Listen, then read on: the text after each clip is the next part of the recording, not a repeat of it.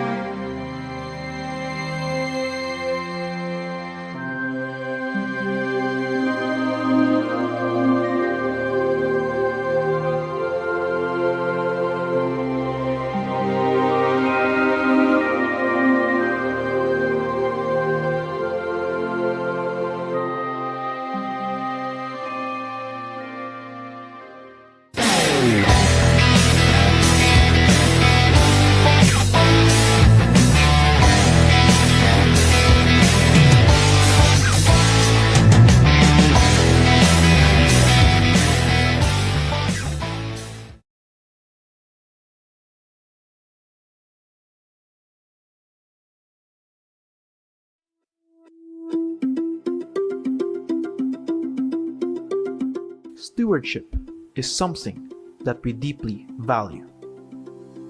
Time, treasure, talents, these are just some of the gifts that Almighty God has entrusted to us. The recognition that we are just mere stewards of what has been entrusted to us helps us to strive for excellence in everything that we do.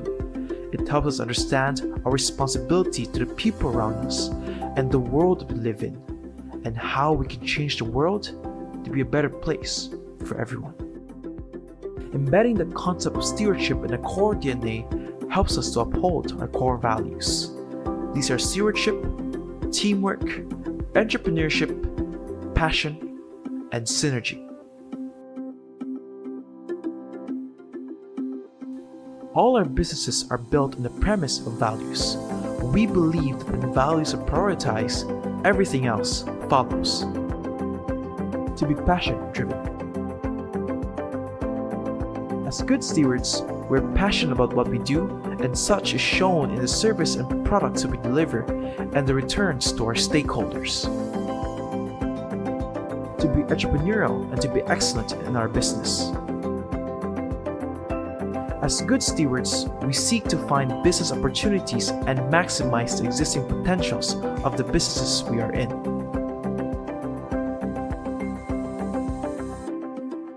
And lastly, to be synergized for success. As good stewards, we try to bring together the businesses we are in and the causes we support, ensuring that each element is synergized in line with good stewardship. And as such, at the end of the day, our success is measured by a triple bottom line approach of people, planet, profits.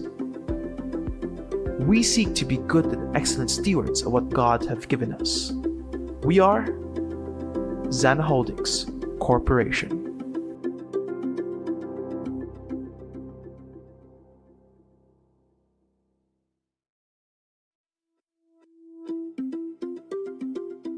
Gusto ko easy money, pero doon ko na-realize na itong easy money kahit kailan wala itong patutunguhan.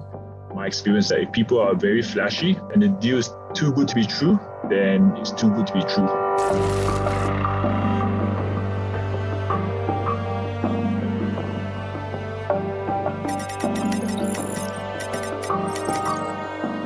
Fake online advertisements and social media accounts using government officials' names, particularly myself, have come out recently to lure people into patronizing illicit trading schemes. The Department of Finance or any other government agency does not endorse Bitcoin or cryptocurrency investments. While scrolling sa Facebook, yun, nakita ko sa isang page na about investment. So ayun, nag-inquire ako.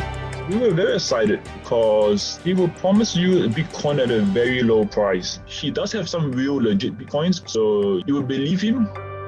Pakikita nila na tumataas yung Bitcoins. Minsan, babayaran ka nila muna, you will be convinced that it will be worth it to invest more. We passed him almost $500,000 in cash, and then when you start asking him the tough questions, that's when he will block you and totally ignore you so you can't get hold of him, and that's when you know you've been scammed. Tuman ako ng trauma. Sana yung pera na pinaghirapan ko, di ko na lang in-invest doon. Sana ginamit ko na lang sa business, binigay ko sa family ko. Whenever you are being invited to invest into some things, especially if it is through social media, you have to study it and you have to research and leverage online whether it is legitimate or not. Before you invest, make sure to get the following information: name of the person and the company making the offer, their respective addresses, their SEC permit to offer or sell securities to the public. There must be a separate permit to solicit investments. It is not enough that they are SEC registered as a corporation partnership or as a sole proprietorship with BPI. If you do suspect a scam, check with SEC.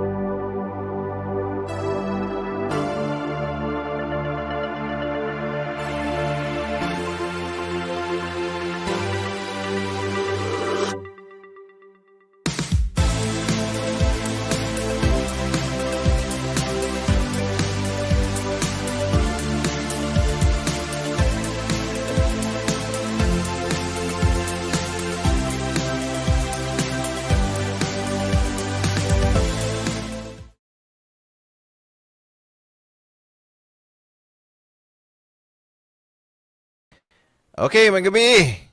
Sugbog, Katilingban, sa Kabisayan, lakit at mga tigpaminaw sa Mindanao ug world, kumusta? Niya na sa takaron sa latong kuan, lain nga, dara. CERTAMbayan live, pizza, samtaron, 13 sa Abril, tuig 2025. Basig sunod kuan, sunod Domingo, basig dita ka program kay kuan man, Holy Week man. So, basig makalakaw ta or unsa maghadugay ta makauli gikan sa biyahe nang di ta ka program, so basin og ari na ta sa kuan ika-upat nga kuan ba na 20 city na siguro ta mo balik unya wa sa tagibawg kato akong uban nga mga gikontak nga professionals nga mo program ba to sila, so atong inline na to ron si Professor Gisto sa strategic management, Doc Ramon og si Architect Banson sa urban planning o si Doc Alfred Diaz amo po i-finalize ang mga schedule. So sa pagkakaroon antos lang sa magpaminaw nako. Ako ra may program gibiyaan naman ko nila ni Serge Bargayo asa nakato sila si Igigo o si Elmer Hugalbot busy na siyang pagka-vlogger sa di na ma-reach. So, karong gabi una, may gabi sa tanan nato mga suking tigpaminaw. Hinaot nga usahay kaning malagi na Domingo ra man jud ko available press kanina nagwali ko kaning buntag sa the Masters Community Fellowship. So gahapon busy gyud ta mo himo og mga mensahe. Mga mensahe di ay. Mo na nga Domingo ra gyud program nya. Labi na karon plano ko alas 8 ta magsugod pero kay og alas 7 sa rasad kay ang uban na may mga lakaw na suroy pa small or unsa pero karon kay ganina kay nag-testing mo tag mga bagong sound effects mo nang dugay kayo nakasugod. Ang gabi dia Raidal Cisneros. Karon po kita ani Raidal Cisneros nga naminaw.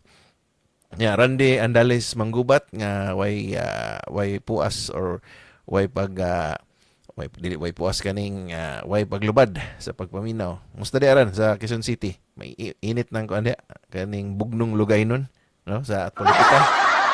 Randy Andales Manggubat ko ani consultant ni sa Quezon City Urban Farming. Anya ato sa ning consultant diri sa The Masters Farm. Tingog ang nag-awol ay. May gabi isad kuno search bagayo. Saka ka apil diri. O di ka masaka basig na kay makuan ba busy ka na kay airsoft pa diha nga panahon kan. Sino kuan kanang yan na lang saka kanang kuan. Yan siya nga ikaw may namiya nako. Ayo na laro ko bagong sound effects daraw. Akon ka liar evil ka. Okay. Bago na ning ako mga sound effects ron, wala dugay kog sugod ron, di ba? So asa na to mga amigo pa Sir si kuan Igigo si Elmer Galbot lagi ato to i-guess niya atong ipabangga ba og ato sang amigo bang anti Duterte. Para init gyud kay istoryahan. May gabi dia Ken J. Himintisa, no? Ako ni estudyante law. Niya may gabi sa diha ni Dr. Megs Delfin. Magnaminam sa siguro sila ra naman diri. Okay. So dito maglangan ato ta sa atong topic. Ang atong topic ron bahin nga panta sa pagdakop sa atong kanhi presidente Rodrigo Duterte. Ako ra ba to siyang illustration sa kung wali gani buntag. Salig ka. Ang ngayon, imong long sleeve ha. Long sleeve ra ko kay salin ra ni sa kung pagwali ganin buntag yung long sleeve man ko. Kita pa kay nagbarong ko wali, pagkagabi na magbarong sad ko. Pila ko na sa imong kuan ba? Kanang kuan to ba? Kanang kuan to ba? Search kaning di pa ning sa pusil-pusil ba? Kanang mo sa tawag kana limot. Ikaw mo George. Mag-paintball to ba? Paintball. Ano ba? Pusil-pusil ba? Andam-andam to ba? Kaya hapit na rin ko. Gira na to sa China. Di ba? Okay. Dito maglangan. Kinig yung Serge mo gini na kadaglangan. Isgot na kuhan. Ato ning kuhanan, hisgutan ning pagpadayon na to hisgutan ning kuhan kaning si pangalan ning pagdakop ni Duterte. So, actually, nagkanang monitor man ta sa news, hindi bigyan nato ingon nga monitor gyud tanan or unsa. Pangandam rena para sa mga insect. Mo lagi. At least kamao na ka mutira. O dara o. Wala na, kamao na kayo. Kanyan ang gamit ha, kanyon. So, monitor ta sa balita, unya usa nas mga gi-consider nila nga sa Senate, no? Hearing gikuan ni Amy Marcos, Senator Amy Marcos. Ingon sa uban nga kanis Amy papel din ni Amy kay kuan man awahi man siya survey. So karon na mga hiyong-hiyong ron mga kuan sa mga marites nga kuan kuno kanang murag i-endorse kuno ni siya ni Sara pero I don't know how true. Gibutang ra diha sa Facebook ingon uban nga karaan na kuno to nga picture kuno. Tungod lagi kani nga paglaman-laban lagi sa kuan sa mga masipangan aning kaning pag hiring-hiring nga ba sa pagdakop ni kuan Duterte. No, so tagi bago sa agenda gid ani ni Amy. So uban ingon nga klaro na kay na sa Amy ano lang tani mo Amy sa political survival na mo pakitang gila sa gabi sa Senado sad. Ha? Di ba? Wala nga, sige na lang kay may papel man. So, ato na lang taga-ag chance, bahala na. Ato na lang kuanon ba? Ato na lang ikuan. Ato na lang kuan kay tabang man kunuhay. Pero dagan, in fairness, dagan ba kay sila na okay gyud nga mga lapses ba. So, one of these days siguro mga May siguro, marag bahaw na pero ato i-play siguro tong ato video ipang play og asa makita nato diha ang mga pagpamakak sa mga opisyales gobyerno kalabot sa mga ilang nisunod ba sila sa proseso mo man ay pangutana og nisunod ba sila sa proseso sa pagdakop ni kanhing presidente atong kanhi presidente Rodrigo Duterte gisunod ba nila ang balaod pagdakop so mo na nga naklaro gyud on didto nga wa gyud sila nisunod so kantahan na lang nato sila og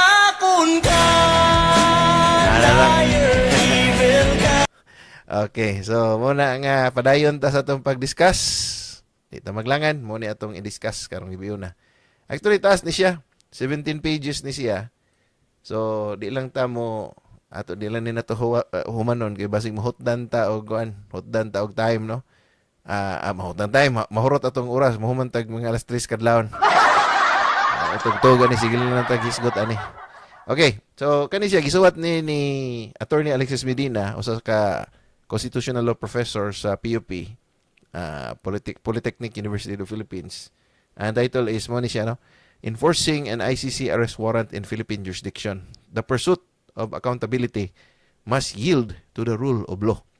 So ito pa, og kita tanan, manaingon nga, maantay Duterte man ka or ma-pro Duterte man ka, ang labing importante, gyud, no? Kay hipokrito mo sa kina, pare ng mga ingon og mga kuan sila kanang human kuan gyud kaning sundon gyud ang mga proseso mga balaod katungod gyud human rights etc. Pero wa lagi niyo obserbare ang human rights ni Duterte.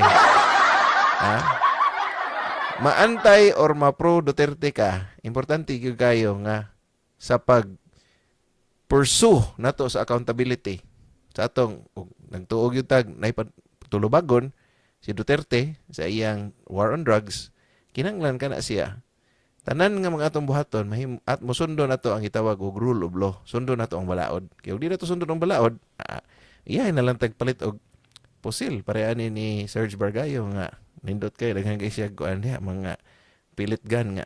Silay na lang ta, ha? Kinahanglan nga rule of law ang sundon. So man ni si Alexis Medina, iyan ning gisuwat, nya iyang gi note diri nga I am sharing this personal opinion for academic discourse, not any legal or political advocacy. Anya kani siya ang iyang gisuwat na kita ni Senator Amy mo tong invite siya sa mga hearing sa Senate hearing sa pagdakop ni Presidente Duterte kay dito man makita no na at least na constitutional law expert nga sila matamdan nila ba kay si Amy di binabugado si Bato di ya, si Ruben Padilla di kuan ba di DS ra ba no dala-dala sudlay masilag panudlay sa kuan ba sa hearing ba na bunga kinahanglan sila constitutional law expert. So mo ni yung gisuwat, wag siya intensyon. Actually, wa siya na-expect nga ma-viral din iyang gisuwat. Hantod nga na-notice sa Senado nga nindot din iyang gisuwat, which is sakto man sad no. Atong gibasa unya. Nasa gyud siya punto. So, yung siya, this opinion does not reflect the views of the law firm, academic institutions, or organizations that I represent. Ato pa iya ning personal nga opinion. legal opinion. Kay kung bantayan nimo ang mga legal opinion sa mga legal experts karon nagbangga no. Lain-lain nga mga daghan kay gipang expert nga gipang quote unya lain ang view ni kuan, lain ang view ni kuan, etc. etc. Mo to explain last time nga kaning international law no, daghang lalisunon, daghang istoryahon nun. Pero at least ang kaning constitutional law atong balaod diri sa Pilipinas, at least nakakuan ni siya, nakagamot na ni siya. So mas stable ni siya istoryahan ning unsay gisulti sa atong pamalaod ug atong constitution. Okay? So, yang sugdan, the right to liberty ang katungod sa kagawasan. Oh, kay kibaw ko nga uban ninyo wa gyud tayo mubasa ani, di ba? Ana nga ako lang explain bisayon o akong expound. Ang katungod sa kagawasan occupies an exalted and sacrosanct status in the hierarchy of rights in every democracy. Kana mga rights or mga katungod nato doon na siya hierarchy. O na siya kanang marag pinakataas, pinakaimportante. Pero ang kaning katungod sa kagawasan, mo ni siya ang usa sa pinakataas gyud ug pinakaimportante ug gitagaan gyud dako kayong bili ug maghisgot ka og usa ka nasod or gobyerno nga nitamod or niingon nga ni hangop sila sa gitawag nato og demokrasya. Ni kuan great dito ni pangkuan kay ang load niya atong listeners. Ngayong gabi kuya ko no. Ngayong gabi look Jessa o Kliaso. Okay. So salamat sa pagpaminaw. In the Philippines, the dispossession of physical freedom. By the way, og law student ka or abogado ka, kibaw, tanang abogado kibaw ni, tanang law student kibaw ni. Bisag first year pa lang kadaan, usa nis mga nag-una nga mga subjects sa law school. Constitutional law 1 and 2. Lagi na dito Bill of Rights. Balik yung nagduktok, daghan kay kaso ana, daghan kay mga discussion ana kay mo gyud mga kuana, mo gyud mga butanga nga isil-sil gyud dapat sa utok sa tanan nga mga nagtuon og balaod. Sa Pilipinas kuno, the dispossession of physical freedom must be subjected to the heightened scrutiny of a court of law. So doon na gani mahitabo nga ikaw mawadan ka sa imong kagawasan, sa imong katungod sa pagkagawas nun, kana siya kulitugon gyud nagmayo sa korte. Kani si Luke Jessa o Kliaso gikan ko ni siya sing commentary. Listening from Zamboanga City. RCRIM and now pastoring here.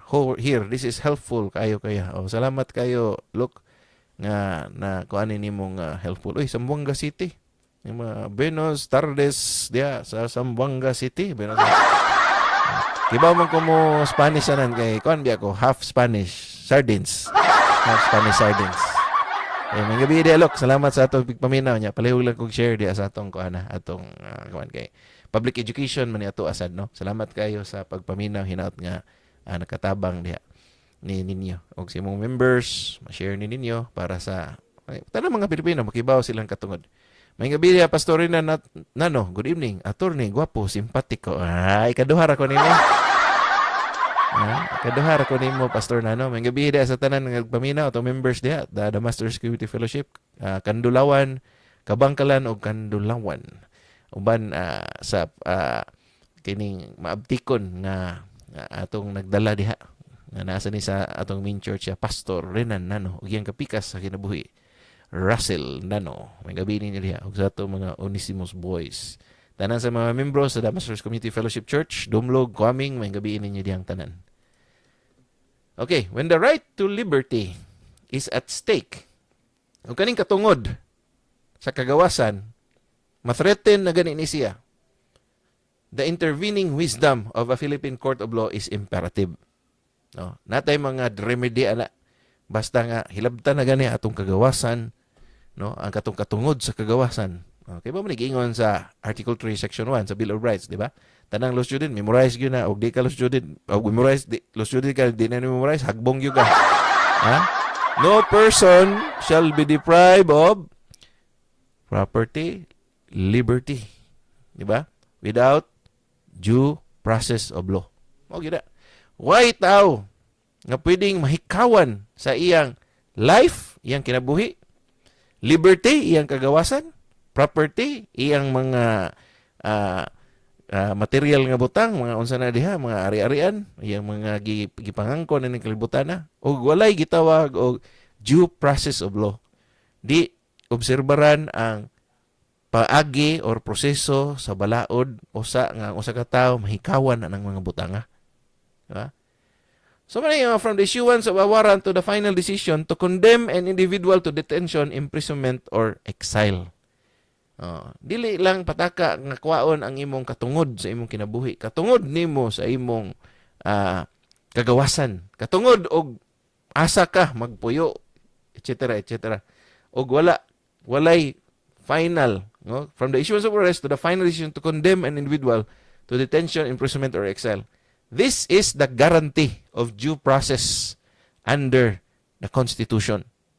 Mabitaw na nga naagyon nay kuan, nanay saying sa mga law student nga butang nato nga kana bitawng kuan nga mas maayo pa kunong makabuhi ang usa katus ka mga kriminal kaysa mabutang ang usa ka inosenteng tawo mapriso.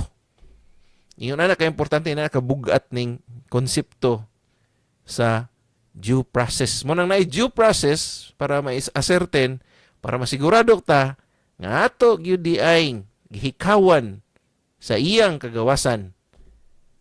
Guilty gyud ito siya, nagyud ito sa laod nga nabuhat. The recent arrest of the former president raises several critical constitutional concerns. Daghan tog mga issue dito, but among those, now sa duha ka episode sa CERTAMbayan, nagisgot na ta atong ukay og maayo ang jurisdiction sa ICC. Atong ukay nagmaayo. Pero ang major matod pa ni Manus Raj. Major nga issue gyud, no? Is kaning mga constitutional concerns. Sama sa issues on due process, na-follow ba ang due process? Ang uban maingon nga ang ribawan kay due date, walay due process. Due date's bill ba? Warrantless arrest, ang pagdakop nga walay warrant, and liberty of abode. Og asa ka mo puyo, asa ka mo adto, kagawasan og asa ka way magbuot nimo. This opinion hopes to address these issues. So mo ni ang siya in 17 pages discuss ni or kuy kasayurang kinuy-kuyan ang attorney Alexis Medina nga ang iyang baruganan diri more or less parehas-pareho sa akong gibarugan kay wa magi law student siguro law professor or unsa na diha ato abogado nga mo batok ani iyang gipang istorya diri sakto man no sakto bitaw na no right to due process, liberty, way mahikawa katong tanan ang istorya wa gyud mo against ato di ba. Okay, legal framework, constitutional supremacy. Sabot na constitutional supremacy mo nang giingon last time, tanan nga balaod, tanan nga proseso muluhod gyud na sa atong konstitusyon. Kay mo man gitawag og sa Bisaya pa sa lunhaing Bisayang sinugbuanon, di ba?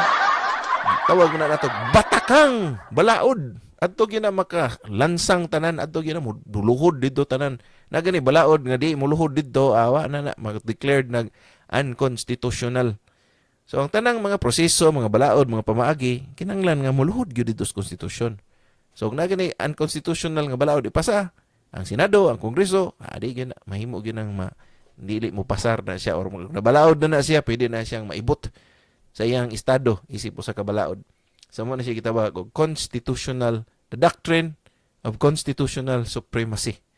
Doktrina nga ang kaning konstitusyon mao gyud ni ang hawd sa tanan nga mga balaod. Any debate on the legality of an arrest in Philippine territory, which is sakto na. Sige tag-away-away, unsa na diha na natong mga hisgutan, mga IHL, mga unsa ba to, Article 59, Rome Statute, blah blah blah. No? Kana tanan ato sa nang eject ari sa ta sa gitawag og constitutional supremacy.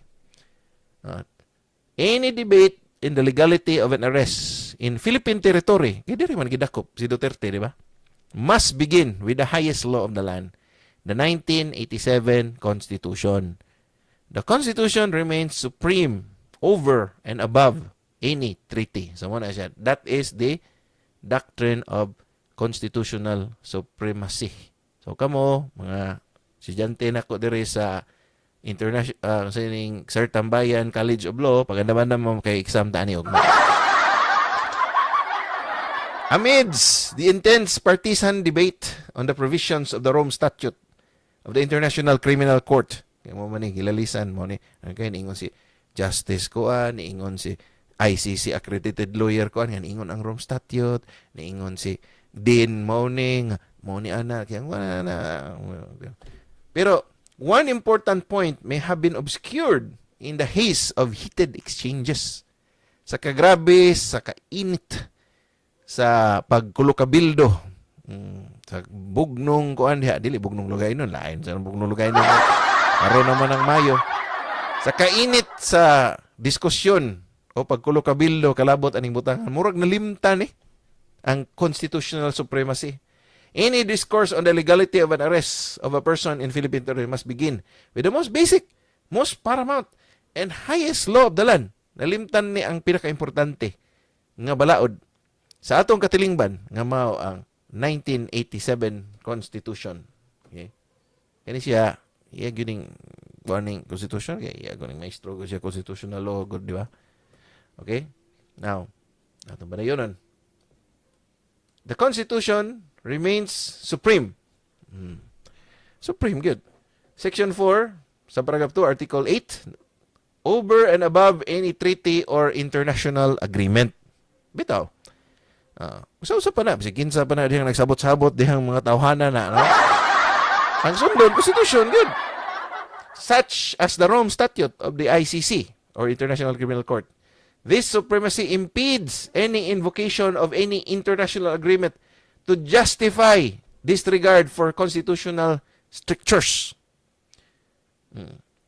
The execution of any treaty or international agreement is not a mode of amending the Constitution.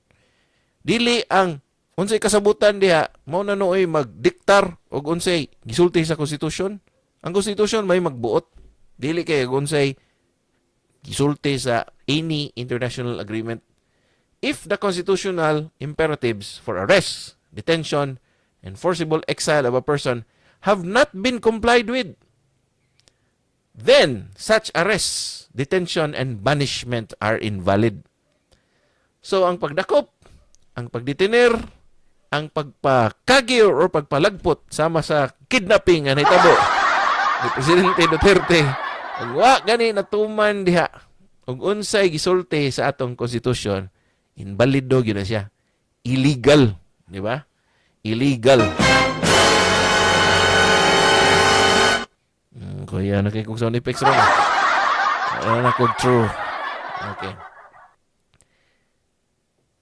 Such constitutional invalidity obviates any need to determine the legality of the arrest under any treaty or statute. The constitutional defect of any arrest cannot be cured by compliance with any treaty. Dili na ma-cure. Siguro from the perspective sa ICC, kaya na mag-iusa ka justice, naingon nga, ang katukunong compliance, sinaminaw mo, naglibog mo, yung si Justice Kuan nga, na-cure ko no to, kaya pag-abot ko no sa ICC, pirmirong hearing pa lang, ipangunta naman si President Duterte nga, kasi pangani mo, state your name. Moro man to ipangunta na, siguro to no, ipangunta na ya. Yung ubang mga, ingon ang ubang mga nananaw ato nga, moro to ipangunta na rin, gida sa ICC, may pagnanawag na lang ICC, nag-Facebook, kuan na lang sila, messenger ya. Punta na, dito na.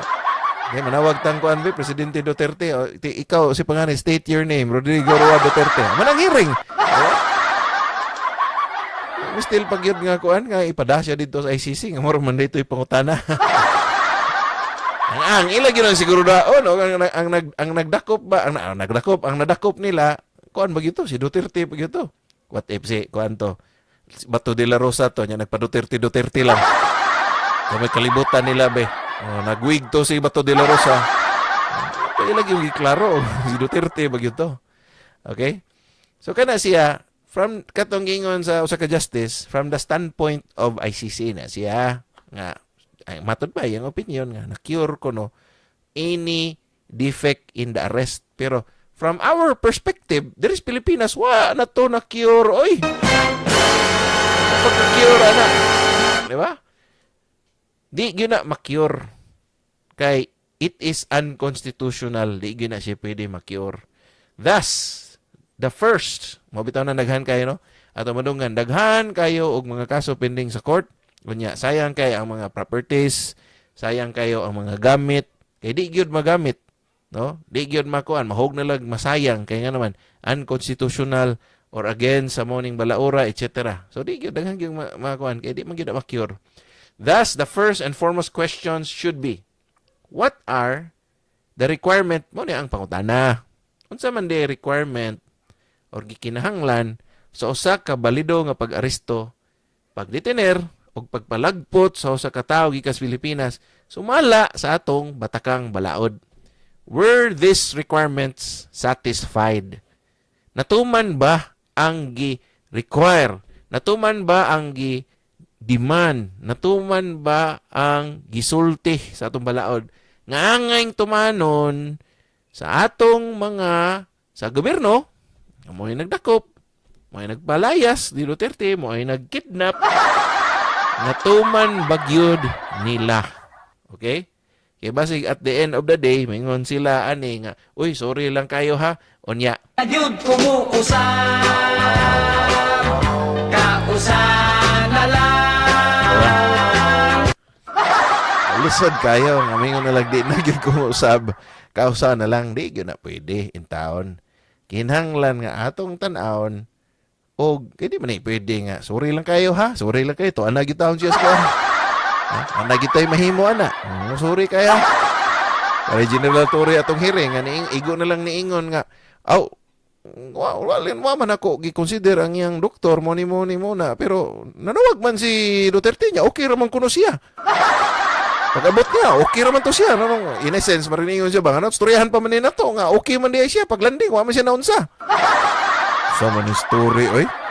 Anyag, namatay to, Tore. Ikay manubag. Di ba? Wala, deha. Kaya wala ni masunda ang Constitution. Okay?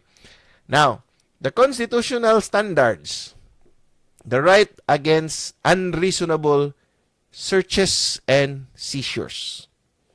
Ano ni atong hisgutan karon ha, ato ning tagsaon. The right against unreasonable searches and seizures. A warrant of arrest issued by a Philippine court of law is the constitutional requirement for a valid arrest. General rule mo gina siya, general rule. Para nga ang usa ka aresto makonsiderar nato or matawag nato nga valido, kinanglan nga gi-issue ka na sa usa ka korte sa Pilipinas. Of course, na may exemption ay gitawag mga warrantless arrest, di ba? Isa pa lang, infragrante delicto. O, tuwa na dito, nangawat ng tao. Nya, mingon rin ito ka tao, di ka pwede ma-arresto na ko, kay warrant of arrest. Di ka pwede, di ba? But, as a general rule, nagyun ay warrant of arrest nga issue sa Philippine court. This is doctrinal. An ICC warrant of arrest and an Interpol request for cooperation to enforce an ICC warrant do not substitute for the constitutionally required warrant of arrest issued by a Philippine judge.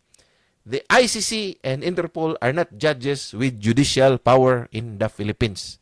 In other words, ang view niya, which I agree, no? Kana mangganing, wala ginawang ingong last time, kana mangganing na ay foreign judgment. Kana bang judgment bagikan sa kuan? Example, decree of annul, kaning divorce. Di man na pwede nimo i-enforce dayon rilitso kay di man under ang Filipino citizens o ang Pilipinas sa foreign courts. Kinanglan pa na imong i-acknowledge sa atong mga korte dire. In the same way, wa man ay kuan, wa man ay gahom ng kuan. Warrant of arrest nila, ICC, kuan, di ba? Wa na sa atong jurisdiction. Subject na. Naman ta, under treaty man ta nila, lagi, pero kinahanglan na siya gyapon nga mosunod or motamod sa atong pamaagi, atong proseso nga nakalinya o kung sige gisulti sa Constitution. Di ba? Mabitaw na, precisely, mabitaw ng Article 59 sa Rome Statute, klaro gyud kay dito, nga inyo gyud siyang pautubangon ang inyong gidakop sa competent judicial authority. Unya kay ingon na ng DOJ nga, kami may competent judicial authority. Diba? sa natana ron. Sila naman kuno'y competent judicial authority. So, perting lisura, no? Di na mao. Nawa na gyud noo na mao ang ilang kuan, ang ilang mga pamaagi. So, the ICC and the Parliament judges, the bulwark of protection against arbitrary deprivation of liberty is erected by Section 2 of the Bill of Rights. Sunod atong akong gikot nga, wa jud ko kalimot hangtod karon kay hadlo kong mahagbong sa ulos ko. Ano? Unsa may gisulti na, inam sa tagkape kay para ma-bright ta. The right of the people to be secure in their persons, houses, papers, houses gibutang sa to padaghan gyud kag house dapat, and effects against unreasonable searches and seizures of whatever nature and for any purpose shall be inviolable. Katungod nato nga di pwede nga musud si bisig kinsa lang sa atong mga balay may nga musud mi dira kay mang inspection mi. Ya. Pwede. Di pwede nga, o kayon dito yung mga papeles, imong balay, bisig unsa na lang, why warrant? No, di na pwede. Kinanglan og search warrant, di ba? Inviolable na. No search warrant or warrant of arrest shall issue except upon probable cause. Sa ato pa nang igo nga rason ba? Kisa may magdetermina sa igo nga rason. To be determined personally by the judge. After examination under oath or affirmation of the complainant and the witnesses he may produce, and particularly, islitan na ako ng akong kuan. And particularly, describing the place to be searched and the person or things to be seized. So, kinanglan, klaruhon gyud og unsa ang, example, pareha na sa balay, buti-butang mo gina dito kung sige pangita ninyo. Di mo pataka ng mga kuan dito isud sa pulis. Allah, sige, kuan dito. Kasi pangita ninyo, sir. Pareha itong nitabo sa KOGC compound. Katong kang kibuloy ba? Ambot, wag ko kakita sa search and seizure ato sa mga papilis. O kuan ba? Kidako ko kayo ng KOGC compound. Kasi nagihimo naman sila dito underground noon. Alis ilan nung himo sila dito. Padong siguro to kuan ba? Padong siguro to sa Metro Manila subway. Ila isumpay. Wag ko kakita kung sa specify dito, but usa nas mga issue nga antod karon wala ko kibaw og bay pending anang kaso ro sa ba dila lang ko mo. Pero usa nas mga dako kayong issue, di ba? Based on this provision, the Supreme Court has established the canonical doctrine that a search and seizure must be carried through or with a judicial warrant. Otherwise, such search and seizure becomes unreasonable and invalid. Di pwede nga na search and seizure walay warrant. O nagani makit-an diha nga mga kuan manigingon nila nga mahimo ng fruits of the poisonous tree. Di na mo magamit kay invalid man ang search. An arrest is deemed now nganong isgot siya diri kuan search and seizure nga atong gisgutan ang pagdakop man ni Duterte. Mani ang punto dire. Ingon siya, an arrest is deemed a seizure within the meaning of the constitutional prohibition. Thus, no arrest can be made without a valid warrant of arrest issued by a competent judicial authority. Kaya nga naman, naisigot mo siya search and seizure dire. The same provision identifies the requirement for a valid warrant. Pareha raman, no? More or less, same. What does Vietnam? Ngayon sila dito. Kopi, same, chip. The same provisions identifies the requirement for a valid warrant. Una, it must be issued upon a probable cause. Naagyoy rason or katarungan nga probable, posible, gyud nga nahitabo or ikaw nga ikusaran ka naagyoy basihanan ang pagdakop nimo. Di kay ang gidakop mo ko, wala na nakop lang mi kay para na mi report ba. Sabay niyo ang katora, waragod to, manalang may malinya dito ba? Basin nyo niyang ingnon nga wami nagbuhat sa mga trabaho. Para ma-report na mo nga ubos na kayong krimen ro ba, nagibuhat kami sa mga trabaho. Pwede na, yun ay probable cause, di ba? The probable cause must be determined by the judge himself. Sato pa, ang pulis, no, ang prosecutors, ang mulitis, may mo apply Pero di sila may mo determine sa probable cause. Lain sa kaya na, maprihat, anas ICC nga, naglalis nag jurisdiction o niya mingo nga nalagi na jurisdiction kisa may nagbot question na mo ang inyong kuan sa jurisdiction kisa may kami bot kami may kuan na jurisdiction lisod kayo di ba. The probable cause must be determined by the judge himself and not by the applicant or any other persons. In the determination of the probable cause, pag-determinar o nabagi probable cause nga katungod or katarungan nga ngay kang dakpon, the judge must examine under oath or affirmation the complainant and such witnesses as the latter may produce. Kaya di man na mayroong judge nga, ato ka dito sa huwis, judge na lagi may kuhan dari judge, may siyuhan, warrant of arrest ba? Mo ba? Sige, may napapil, kapirmahan ako dito sabi. Hindi, kung natanaw ng kaso, o kung sana ba'y kuhan, o naabag yung sakto bag yung pulis, kaya basig panakop nila anak, mga kuhan lang na, mga utangan lang na nila. Diba? Mabitaw na nga, under oath or affirmation, the complainant, ang nireklamo, o ang mga testigo, nga giproduce sa aplikante sa warrant, imo gina i-produce dito, gumingon ng judge. Mamuno ninyo dakpon, anong kaingon man mo nga nagduda, mingo, inyo ni dakpon, sa may basihan na ninyo, nga inyo ni dakpon. Kita man niya, nang hasol biya tagtao, kanang manakop tagtao, nyawa to yung tao na isa, pero ting hasula kita ka na. Hasol manggay kayo na kanang magbangga, bitaw? Ako nasuway, nadakpan ko, pero dakpan ko ka ng warrant of arrest ba na? Nadakpan ko sa kuan, nadakpan ko sa akong misis, gidakop niya akong kasing-kasing. Pero nadakpan ko ako kasuway ana, pero ang kaning kuan kanang nakabangga bitaw bangga kasuway na ko ana kapila pero hindi nga sula hasol kayo. Maghuwat kas pulis o sa sitom traffic kuan ug asa ka na ba nga sitom man dito sa Cebu City or asa ka ana. Maguman na magkuan pa ka dito nya mato ka silang stasyon istorya pa mo sa buton pa kuan-kuanon pa ka to sa kanang kuan kasuway so kuan LTO siguro to nya pakita pa mig matchbox yung bangga mo ni yung position ba tiga sula no mabitaw na gamay lang kayo nya paguman nga garas-garas lang kuan na taw patawag og pulis pila may mo kuan na angkon ako nga sadan ko tara bayad do dikso. Sa matanin ka ng dakpon ka. Nyawag yun niya. Parumar bang, warrant of arrest ra ba ni mo. Pagawas pa yun, birnis niya. Tuyoon yun ra bang birnis kay Sabado kay wa may opisina. O niya, Domingo, agisad. O niya, Lunes, holiday pa yun niya. O di gani, si Masanta pa yun kadakpon. Kuan kadakpon, Huibis, di. Huibis, birnis, Sabado. Domingo, pat kakadlos prisuhan. Ay pa. Tinga sula niya, ang ending di ito kay, uy, sorry kay sir ha, kay di mo dito ikaw di ay.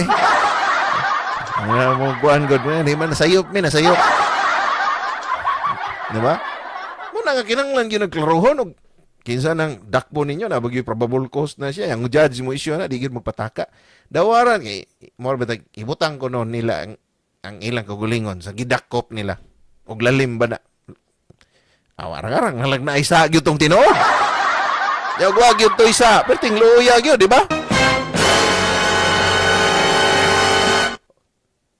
The warrant issued must particularly describe the place to be searched and persons or things to be seized.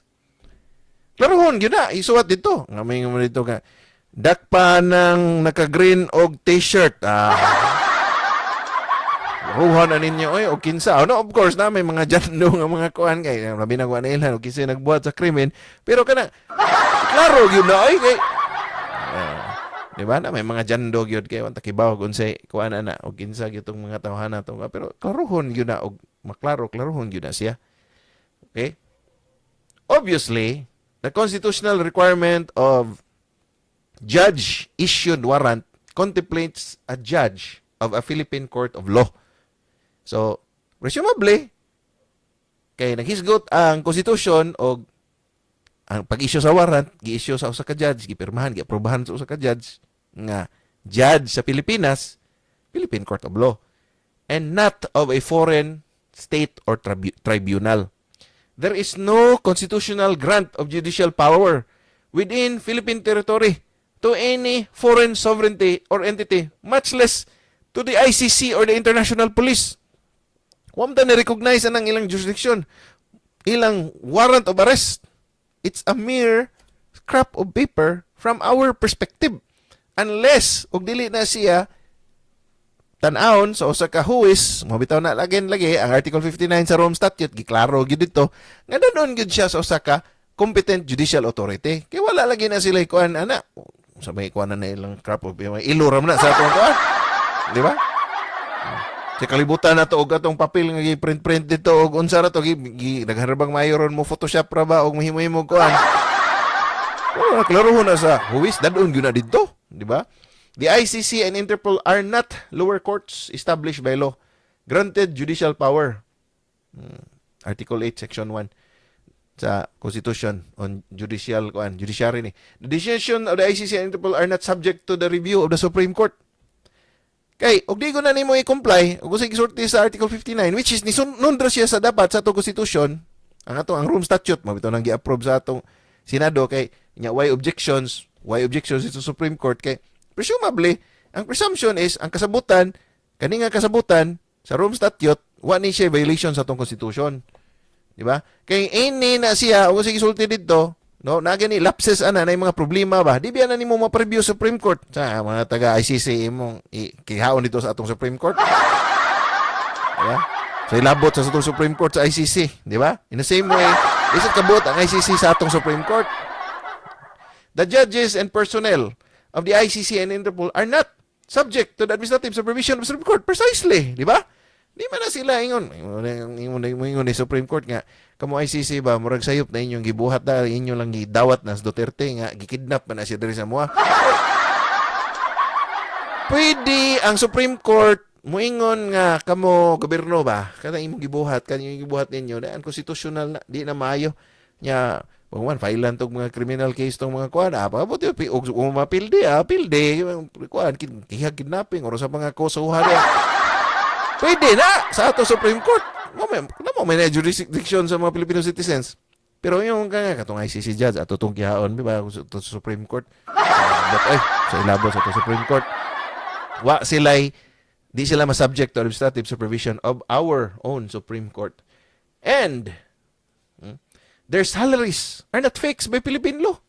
Di ko na sila soldado na to. The judges of the ICC and officers of the Interpol are not nominated by the Judicial and Bar Council nor appointed by the President. Nga nasa Article 8, Section 9. Kana pag-appoint ba? Kung kinsay mahimong huwes, kinsay mahimong unsa na diha, no? Naman ang mga pamaagi diha sa atong balaod. Why labot? So, wag yun na sila ilabot na ito. Manipunto niya dire.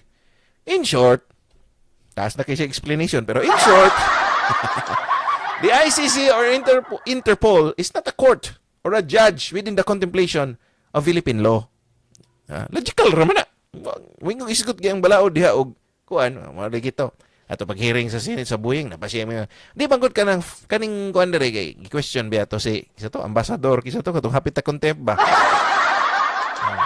Ang palusot ditong buhing kay kanang pasabot ana nga competent judicial authority kay sa ilang manggod sa Europe ang kuan manggod dito kay kuan mangguna kanang ang ilang prosecutor o sa ilang court bla bla bla etc.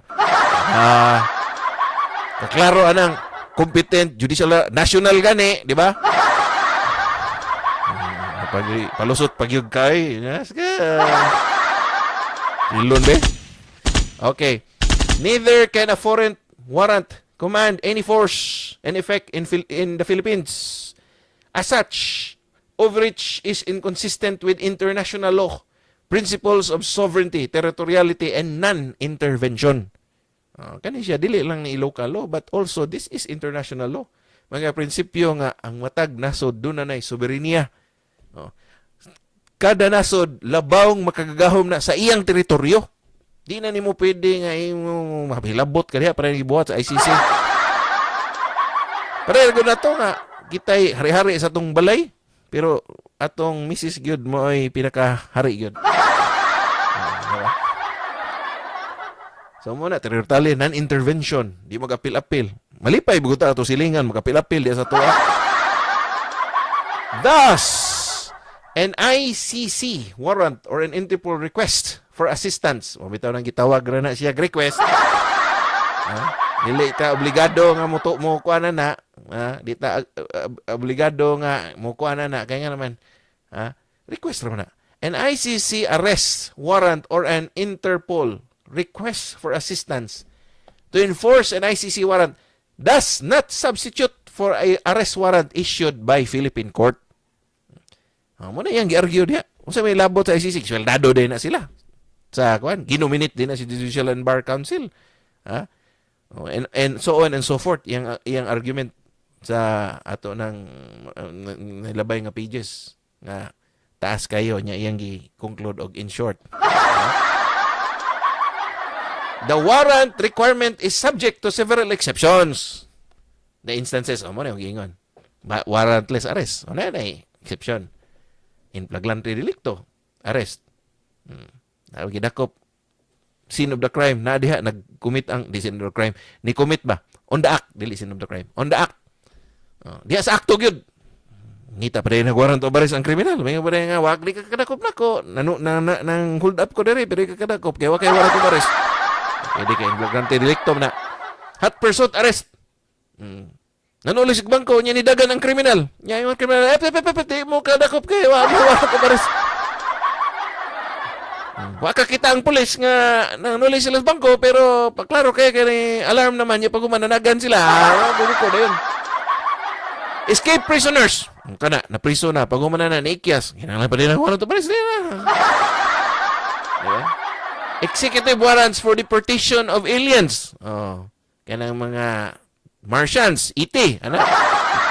Palagpot sila dari sa Pilipinas. Laing mga, mga banyaga ba? Hindi na kinanglan. Kuan. And arrest orders pursuant to a legislative inquiry. Sana si exemption. Kanang ilang kuan ron. Gitawag nila og powers of contempt nga basuran og mayo ron sa atong kuan, atong legislature. Okay? Kailang ingon nila nga kuan ko in aid of re-election. Diba? It appears that the issuance of ICC Interpol warrants or request for cooperation does not fall under any of this exception. Mura man na exception, di ba? Yan ang gibat-bateri tanan kay para makita na to naabay ICC diha or Interpol nga warrant nga pwede ma-fall under valid warrantless arrest. Wala. The public known facts surrounding the arrest of the former president do not indicate that the arrest was carried out with a Philippine court-issued warrant. Bitaw. The same facts do not indicate that the arrest falls under any of the doctrinal exceptions for a valid warrantless arrest. Sa atong nahibawan, pagdakop ni Duterte, gyud didtoy naghisgot nga dunay gi-issue nga warrant nga nag-issue Philippine court or Philippine judge. Sa didto nato makita nga doon na siya gibuhat nga mo fall under a valid warrantless arrest. Gyud. The inevitable conclusion, ang di malikayan nga konklusyon, then is that the arrest is a violation of the right against unreasonable seizures and is constitutionally infirm. So, di man siya mo fall under warrantless arrest, di man to issued by a Philippine judge, etc. So, wala yung konklusyon.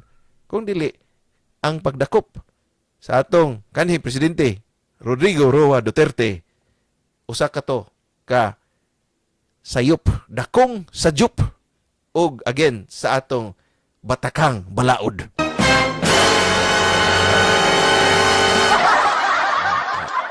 The invalidity of the arrest under the Constitution obviates under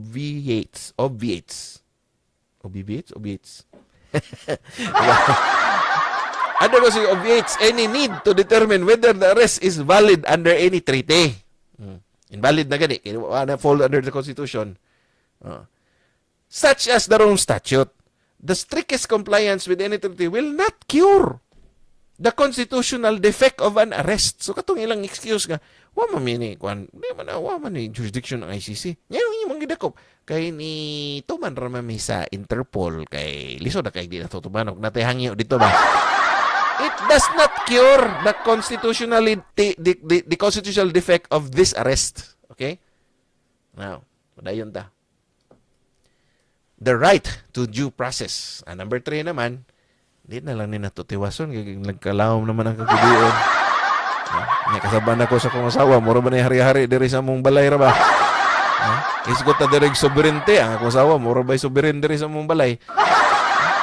At 10:30 na dagan pa kong trabaho online, nya mag-concert pag yung koron. Sa ato na lang ning tiwason sa sunod higayon ha, kay kanang gabi nam tagasugod nya sunod na nga ako. Katama na kami na-miss ani nga atong episode. Pwede mo tan-aw dire unya after 30 days tangtangon na ra ba ni sa Facebook ang tanang live no. So ay mo kalimot adto mo sa among YouTube channel sa CERTAMbayan. Type mo diha YouTube unya ari na mo butang ilan ninyo CERTAMbayan. Hinayos internet ra na may internet ra. Interview, CERTAMbayan, na rin, CERTAMbayan live. Makita ninyo diha ang pinakabago, na rin si Duterte, si Kara ng mga taga-ICC. Himo na siyang Superman dere. Tanan, ako nang ipang himuan ng mga cover kay parang nindot tanawon ba, nga atong kuan, atong kani dere, di na ni mawa. Kay sa Facebook karon ang tanang live ron, 30 days naman lang. So, pwede na mo kuan dere. Unya, simultaneous live na sa taron sa Facebook. Live na ka-live na Facebook, YouTube di ay. Unya, mo kalimot og subscribe kay daghan na ra ba kay mag-subscriber 460,000 na ba? Ika 461,000 mo, di ba? Okay, so sa ngalan na lang sa among sa atong tigpasiugda ang Seed4Com, ang atong non-government organization nga mo'y usa ni sa ARM no, ang public education para free public education, harnessing the knowledge capital of the experts, the professionals, para nga tagan makitag professionals nga kaila, amigo, ato nang giharness ang ilang knowledge capital para nga di mailad ang publiko. Kalabot ini amo yung paningkamutan nga Bisaya gyud ang among kuan diri si Buano Lunhay, si Sugbuanong binisaya gyud. Diba? Kaya para masabtan gyud ba? Kaya English ta diri nya wa minaw na tong mga banyaga. Nay mga English terms diya ato lang ihubaron para masabtan gyud. So sa ngalan na lang sa tutig pasayugda Seed4Com atong Executive Director Danjes nga naabot na sa Pilipinas pero wag gyud ko dadig pasalubong. PFA Yaman Coach Efren Cruz, Sticker and Trends, RFP Philippines, Registered Financial Planners of the Philippines, kinisab si Atty. Sigfred Diaz, manimilit kanyo kung magbilin kanyo usa ka may gabi, sugbo og world. See you next Sunday. Ang next CERTAMbayan will be April 27. Walay CERTAMbayan next week. Goodbye!